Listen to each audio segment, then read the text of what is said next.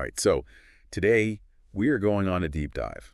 It's going to be all about, well, those medieval universities. Uh-huh. We always hear about them, but what were they really like? Right. And how did they work? I mean, were they really just like Hogwarts with, less magic? Exactly. I think a lot of us probably, picture those grand halls and dusty libraries and Yeah. Yeah, it's a very romantic image. totally. But I have a feeling there's way more to the story. Oh, absolutely. We're going to be looking at some really fascinating questions, like, what was the real purpose of those universities? Yeah, what were they actually trying to do? And how did they come to be in the first place? Where did that inspiration come from?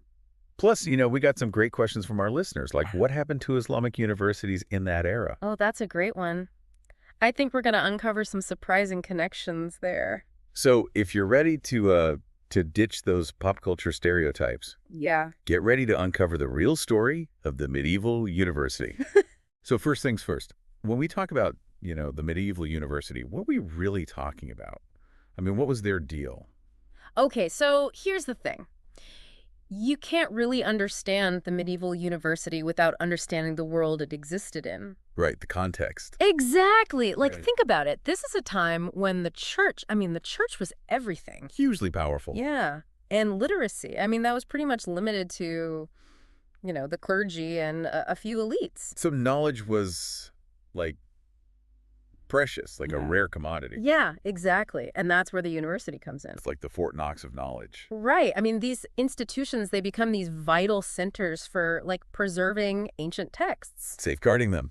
Training clergy, upholding religious doctrine. So it wasn't just, like, teaching stuff. It was about, I don't know, maintaining a whole, like, worldview. Exactly. It was about social order, religious order. I mean, the whole shebang. Wow. So I'm thinking, if there's so much emphasis on preserving all this old knowledge, did anyone even care about discovering new stuff? Oh, they cared. But I think to really get that part of the story, we've got to shift gears a little bit. Okay, where are we headed? We're going east to the Islamic Golden Age. Ooh. This is one of my favorite parts of history. I mean, talk about advancements, science, mathematics, philosophy. They were light years ahead. Exactly. And, I've heard that these advancements actually, like, influenced how universities developed in Europe. Yeah, big time. We often think of, these two worlds as totally separate, but But they weren't at all. not at all. There was so much exchange going on. Okay, so, spill the tea. How did all this Islamic scholarship actually, like, get to Europe? Well, think about it. Trade routes, right. You've got merchants traveling back and forth. Carrying more than just goods. Oh, yeah. Ideas are traveling too. And then you've got these translations of texts from, Arabic into Latin. Bridging the language gap. Exactly. And of course, you've got scholars like literally traveling between regions. So who are some of the big names we should know about? Well, there's one figure in particular who had a massive impact. Averroes. Or Ibn Rushd, if you want to use his Arabic name. Okay, Averroes, got it. Now, he wrote these commentaries on Aristotle. Oh, the OG philosopher. Right. But his take, it was so insightful, so sharp, like he really grappled with some, complex concepts. What kind of concepts are we talking about? Well, like the prime mover, for example. Yeah. This idea of the ultimate cause of motion in the universe. Deep stuff. Yeah. And you know what? His ideas, they sparked some serious debates in Europe. So Islamic scholarship was stirring things up. Oh, yeah. It was like shaking the foundations. And it influenced some of the biggest names in European thought. Like who? Thomas Aquinas, the big cheese of medieval philosophy. Yeah, he is a heavy hitter. And even Christian theology itself was shaped by these ideas coming from the Islamic world. That's incredible. Okay, so we've got all this amazing intellectual exchange happening. But, one of our listeners asked specifically about Islamic universities themselves. What happened to them? It sounds like there was a decline in the later Middle Ages. Yeah, that's true. And there's been a lot of debate about, what caused it. So was it Al-Ghazali? That's another name that came up in the listener question. Al-Ghazali. Now, he's a fascinating figure. Yeah, he's super influential. Right. And he really emphasized, spiritual knowledge over rational inquiry. So like faith over reason. In a way, yeah. And some people argue that, this shift in focus within Islamic scholarship, it kind of contributed to the decline. Like they turned away from science and stuff. It's not quite that simple, but there's definitely, something to that idea.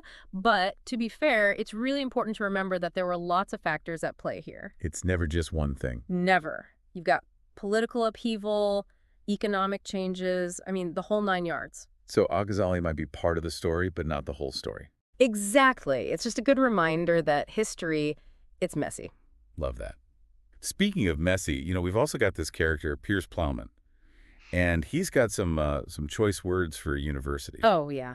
He doesn't hold back. Not at all. So for folks who haven't met Piers Plowman, can you give us, like, the Cliff's Notes? Okay, so Piers Plowman, he's a character in this 14th century English poem, and he's basically, this voice of social critique. Like a medieval commentator. Yeah, totally. And he really goes after the university system. Like, he accuses it of being totally out of touch. What does he mean by that?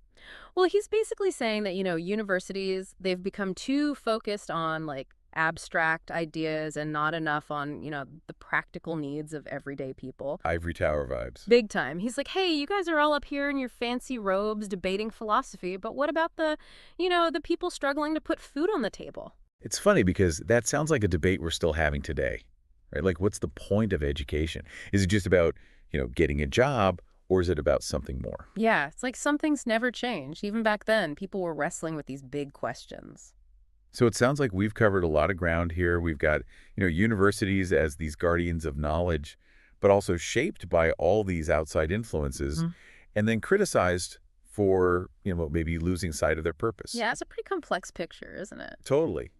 And I think what's really striking is how, all this stuff from the Middle Ages, it still feels so relevant today. Oh, yeah. We're still grappling with a lot of the same questions. Exactly. Like, what is the role of education? Yeah. How do we balance, tradition and innovation? What is the relationship between, like, knowledge and power? Big questions, right? Huge questions. And, it makes you wonder, like, how much have our ideas about education really changed over all these centuries? Good question. So I think that's something for you, dear listener, to, to ponder as you go about your day. Yeah, keep thinking about it. Yeah. Thanks for joining us on this deep dive. Absolutely. See you next time.